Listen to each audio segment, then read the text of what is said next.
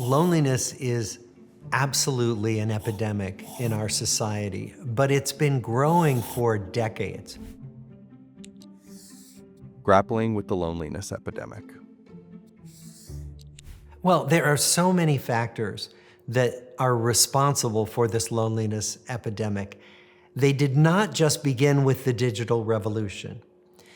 That in fact, loneliness was on the rise, as we know, at least from the 1950s. In part because of social dislocation, we've become a much more mobile society where the networks of family and friends that people would live in their entire lives more frequently get disrupted as people move for jobs and other kinds of opportunities like education. And that all of that is good on the one hand, but that it tears us away from the fabric of belonging that many of us are born into and spend much of our lives creating. There's that. There is the world of screens. So when television came into the American home, there was a decline in investing in our communities. People went out less, they joined clubs less often, they went to houses of worship less often, they invited people over less often. All of that seems to contribute to our increasing disconnection and our increasing levels of loneliness. That was made worse as the digital revolution gave us more and more screens to look at and software that was designed specifically to grab our attention, hold our attention, and therefore keep it away from the people we care about. Since we first started asking people if they were lonely, we know that people have been more and more isolated, less and less invested in other people, starting in the 1950s and going all the way through to today. So that now, when you ask people, in some studies, as many as 60% of people will say that they feel lonely much of the time. Certainly, the lowest estimates are 30 to 40% of people say they feel lonely much of the time. We know, for example, that young adults are the loneliest age group. Age 16 to 24 has the highest rates of people responding that they feel lonely. And then again, among older adults, there is an increase in loneliness, particularly as people lose friends, lose partners. But loneliness is pervasive across the world, across all age groups, all income groups, all demographics.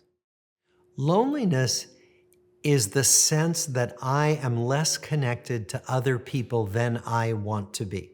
It's a very subjective experience. No one can tell you whether you're lonely or not. Only you can tell if you're lonely.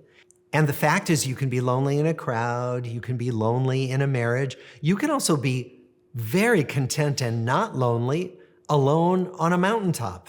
So it's very much a subjective experience, and that makes it different too from isolation. So I can deliberately isolate myself and feel great about that. And in fact, yearn for solitude. You know, artists, writers sometimes want nothing more than to go off to a cabin in the woods and create. And they're thrilled to have that space and time. Not a problem. So it's different. Social isolation may include loneliness or it may not include loneliness. We know that loneliness and social isolation are stressors, that when people feel too isolated, too alone, their bodies are in a kind of chronic, low-level fight or flight mode, meaning they have higher levels of circulating stress hormones like cortisol, they have higher levels of inflammation, and that these things break down body systems. They break down our coronary arteries, they break down our joints, all kinds of body systems suffer when we're in fight or flight mode. We think that stress is one of the main causes of physical health breakdown that comes from loneliness. But there are probably other causes as well, and many research groups are trying to understand this now. There's good work by Julianne Holt-Lundstad, who is a researcher who studies loneliness And what she finds in reviewing many studies is that loneliness is as dangerous to our health as smoking, in her estimate, half a pack of cigarettes a day, as dangerous as being obese.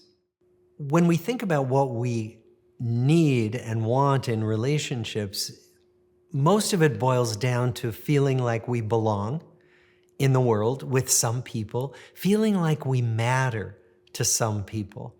In fact, often the experience that marginalized people will have at a workplace, for example, is that they don't matter, that their comments aren't heard in meetings. And we feel that with friends, we feel it with family. And so often it's just that experience that when we show up, people appreciate that we're there. When we have an idea to offer, people listen and they reflect back that they heard us. The mattering that comes with people acknowledging you in a friendly way. So the person who makes our coffee in the morning at the coffee shop, who exchanges some friendly words, makes us feel like we belong and like we're seen in a little way. And that, all of that gives us these small hits of well-being that say to us, you belong, you matter, you're connected. One of the things we find in research is that it's not just our closest relationships that matter and make us feel like we belong and make us feel connected. It's all kinds of relationships. It's the person who delivers the mail if we have a friendly little chat. It's the cashier who checks us out at the grocery store. It's all these casual encounters. If we make pleasant encounters of those meetings, what we find is that we get these hits of well-being. We get a sense of connection. One minister said that her new procedure, her new practice, is to look at people's name tags as she interacts with them and to call them by name and to look them in the eye and to say hello and ask about their day. So when she goes through the TSA line, the security line at the airport, she looks at the worker's name tag and says, "Hi, Joyce, how's your day going?" And she said people are amazed. They feel noticed, they feel seen, instead of like these anonymous people who are just passing you on through. So all of these ways of making it a little bit more personal do a lot to make other people feel like they belong, and they make us feel more like we belong. One of the things we know about relationships is that they often start when we're in a situation where we encounter the same people casually over and over again. That's why the water cooler at work has become iconic, or it could be the coffee machine at work. But someplace where you come together with people at random who you see and might see again and again. What that tells us is that one way to make new relationships, if you're feeling too isolated, is to do something you care about alongside other people. So it might be volunteering for a political cause. It might be volunteering at a soup kitchen or a food pantry. It might be joining a gardening club or a bowling league. Go to a place and do something with other people that you enjoy. What it does is it puts you in contact with the same people over and over again. You have something in common because you're doing something you both care about, and it gives you an immediate place to start conversations. Those are some of the best ways to make it more likely that you're going to make new relationships. Another way to make new relationships is to find ways to be of service. All of us have things we can do that other people will be grateful for. As I said, it could be volunteering at a soup kitchen. It could be reading to a child who wants to be read to, or tutoring someone in school, or teaching English as a second language. There are always things we know how to do that other people would be grateful to learn from us. Many people who are lonely feel that others don't want to be with them, And what we know is that lonely people can sometimes give off the message that they don't want to be approached because they're afraid of others, they're afraid of the world. And so it may be that lonely people can learn more about making gestures and giving off signals that say, I would like to connect, even when they're a little bit afraid to do so. And so they've actually developed forms of cognitive behavior therapy where people are taught these social skills and taught how to revise their assumptions about not being wanted by other people.